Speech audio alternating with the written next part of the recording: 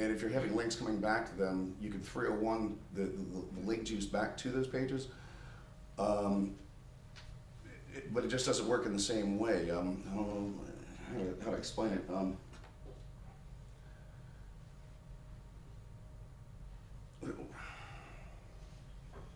I don't know. I think it's probably 50-50 to be fair. But if it were my preference, I'd probably use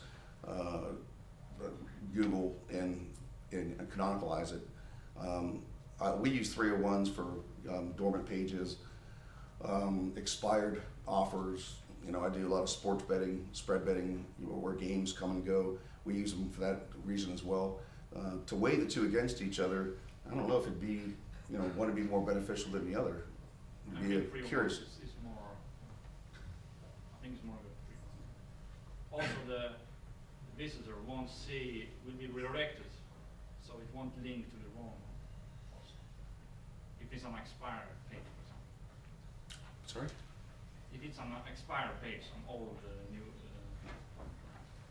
documentation or something, then with free one, if the visitor comes there, he will be redirected to the correct one. And if he wants to link, he will link to the correct page. If it's well, no, I'm not talking about new links. I'm talking about old links that have been there for a while. That your webmaster went in there and created a new page or eliminated the page.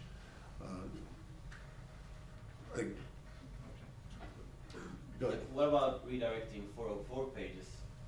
I'm going to cover that shortly. Right. Very important. Good call.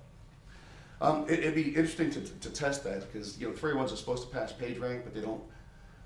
From our testing, they don't pass 100%. So if canonicalization is more effective or more effective technique, I would like to see a test on that. If somebody has a test, it would be good to see. Yeah, it would be. It would be. Because you're right. I mean, why did Google come out and create the tag if 301s did the same thing? Would be my question. No, because some pages, for example, printer URLs, you can't redirect them. They have to be seen by the visitor. Sorry? For example, print URLs, special pages for printing. You can't redirect those. Oh, for printing. Yeah, so they have their use when 301s won't work. It's for two different tactics, you could say. Be worth checking out. I have an answer, Gary, for the question why Google would release that canonical tag if 301s did the job anyways. And the answer is simple. A huge amount of webmasters, especially with huge corporations, were just plain stupid to implement a simple thing in their web server, either via htaccess or some PHP script or whatever is needed. So that HTML tag allows to do the same kind of fix to the site without needing the 301, which is more technical. Everyone, even on free hosts, So like a dumbed-up version of how to fix it if you don't know how to code.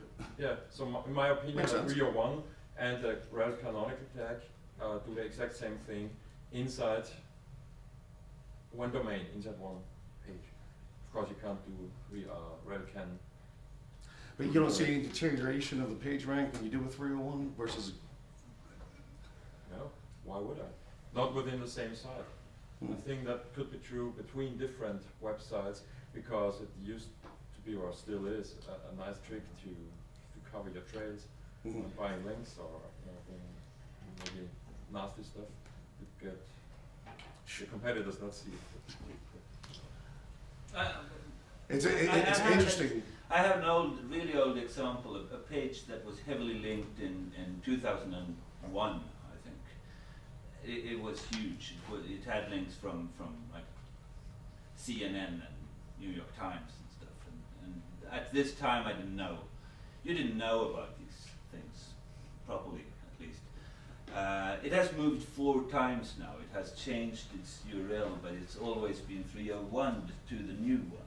So the old links are, in some instances, I think they are moved along with 301s.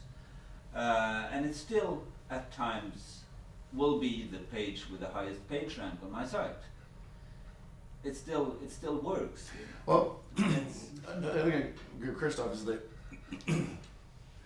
Canonicalization is basically taking links that you don't know are there, No. that are coming to dormant pages. 301s are when you know you're redirecting them. So I guess if you're a coder or a webmaster, the 301 is probably the better choice. But if you want to control the links coming back to your site that you don't know about, that would be my preference, I think. Install multiple tracking to follow keywords to conversion. This is probably old hat for most of you guys too. The Hollywood terms bring the traffic. The long tail terms bring the conversions. So find out which is which. Find out what people are converting on. Find out what pages they're converting on. Mimic what you're doing on the pages they're converting into the other pages that they're not. But don't look at all top level, all the frosting, so to speak, all the high hanging fruit, because it's the low hanging stuff that converts. It's the low hanging, the long tail terms that convert the best, and it's a lot easier to rank for them. Sorry. Sure. What tools do you use for that kind of tracking? Gosh, any conversion or any software out there. Google has them. You can put in, you put a little snippet in there, and you can find out exactly what keywords they're buying on. Here's the issue. A woman gets up in the morning, gets an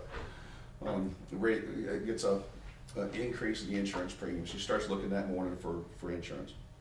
Well, actually, let's apply it to this. Somebody's looking for a new car. They go out and they search new cars. They boil it down at lunchtime until they sell it. After dinner, they come back, look for Toyota dealership in Tokyo. They actually buy on a completely different search term. Whereas you're targeting new cars, or you're doing a PPC account, or you're building a page based on new cars, and that's what's not converting them. That's what's bringing the traffic in, but that's not really what's converting them into a purchaser. So it's identifying those terms. I've got companies that come to me and say, yeah, we want to rank #1 for poker. Yeah, well, great. I mean, yeah, that'll bring you millions of hits, but how many people are going to deposit? How about free bingo, or bingo bonus, or poker bonus? What about the long tail terms that are actually converting the visitors that come to your site? So going after, especially if you're a new site or if you're in a very competitive market, going after the long tail terms and concentrating on conversion is a much more effective technique at the end of the day, rather than going for these Hollywood terms. Now, obviously, you can go for the Hollywood terms as well, because you start building on long tail and you build yourself back up using your Hollywood terms within your long tail. But to start out initially, whether it's a new site or a new client that I have wanting to offset the expenditure from the revenue, I'm going to tell them, well, we need to go after long tail terms, because those are the ones that convert, and we'll start building you up from there. So all I'm saying is, it's not just going after poker, insurance, cheap tickets. It's concentrating more on long tail terms, and spending your money, your time, and your resources there, building yourself up, rather than starting off at the top and building yourself down. We talked about this last night, didn't we? I had a client in Costa Rica or something. I was down there, and he was like, "Yeah, well, we're page 2, number 11. If we could just get on page 1, we could triple our conversions," which is true. The problem was he had a competitor that had this indented listing. If we could get that indented listing out of there, he'd be on page 10. How do I do that, Gary? Well, 2 years later, I still didn't figure it out, but a couple years ago, I did figure it out. Here's how you do it. Show you first. If this is for a dating conference I did. I don't visit these sites, by the way. Only porn. If you look at the number 1 and number 2, it's the same site, right? So